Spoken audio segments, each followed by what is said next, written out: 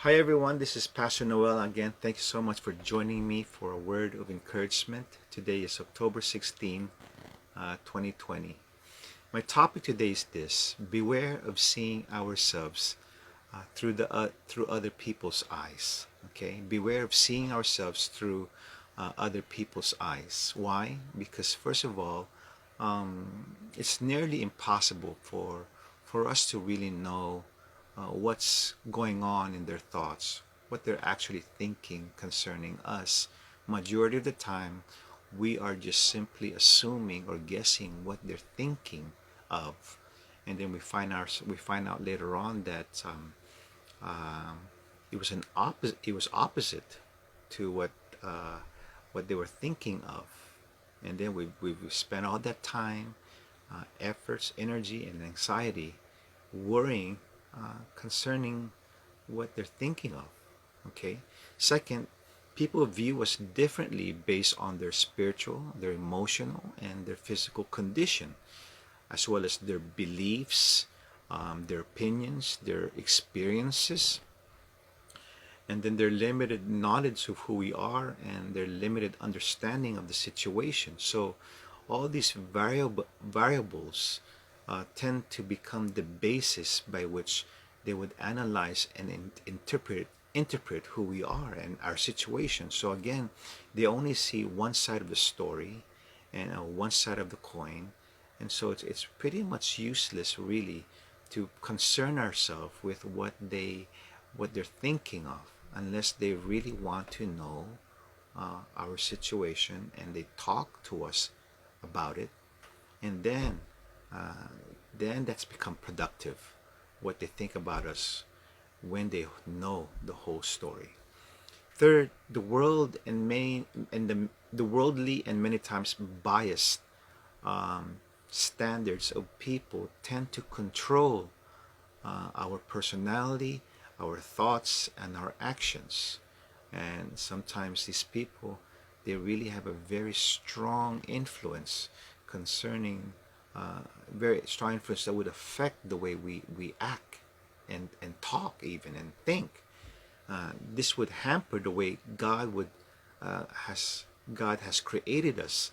It would hamper the way He wants us to live and to experience Him. Psalms 139 verse 14 says this: "And I praise you because of the wonderful way you created me. Everything you do is marvelous. Of this I have no doubt." Amen. A major problem in allowing people to define us is that it borders on idolatry. Idolatry. How? Well, when we place people's thoughts and their thinking and their recommendations and what they think is best for us far above or beyond what God has to say concerning our lives and situations. When we put people's thinking rather than God's thinking, God's thoughts uh, over on us, if we put people's thinking above God's thoughts, then that's idolatry. Okay, um, when we desire more of pleasing God, then we would truly eradicate our concern of people's opinions over us. One more thing is this: through God's eyes, we can see ourselves more uh, in a place of being deeply loved and being deeply cared for by God Almighty. In Deuteronomy 7, verse 9, it says this: "Know therefore that the Lord your God is God. He is the faithful God, keeping his covenant of love to 1,000 generations of those who love him and keep his commandments." Amen. And through God's eyes, we will never feel unworthy, um, disabled, hopeless, and insignificant. Amen.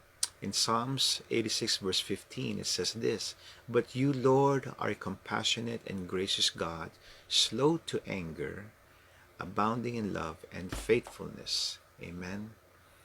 So when we are feeling weary and lost and disheartened because of what people are saying or thinking concerning us, we got to rebuke it.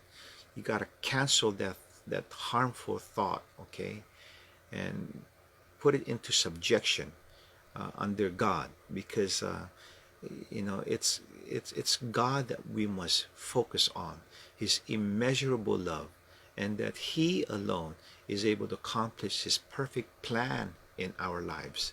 Amen. Jeremiah 29 verse 11 says this: "For I know the plans I have for you, declares the Lord, plans to prosper you and not to harm you, plans to give you hope in the future." Amen. Hallelujah. Let's pray. Lord God, forgive us for following ourselves, Lord, um, or allowing, Lord God, people to negatively influence, Lord, how we feel and how we think, how we should think. Forgive us, Lord God, for seeking other people's opinions other than your words of life. Help us, God, to see ourselves, Lord, through your eyes, and to seek the Holy Spirit's truth concerning who we are in you as children of God. Reclaim your power, Lord, and your love as we seek to do your will. And Lord, that we would be built up in your likeness and image, Lord. We love you and we thank you. In Jesus' name we pray. Amen. Hallelujah. Thank you. Guys, thank you so much for giving me a thumbs up, a heart, as well as sharing your feedback, your comments. I am really blessed by your participation and just coming to listen to my messages every week. God bless you all. Have a great weekend. Bye-bye.